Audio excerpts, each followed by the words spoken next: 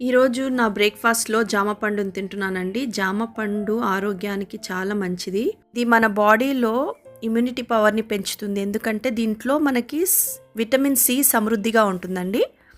Vitamin C మన శరీరంలో collagen ఉత్పత్తికి సహాయపడుతుంది.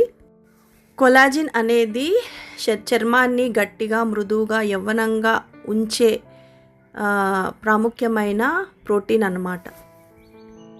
జాంపండు క్రమం తప్పకుండా తిన్నామనుకోండి, మన యొక్క చర్మం యొక్క క్రాంతి మెరుగవుతుందన్నమాట.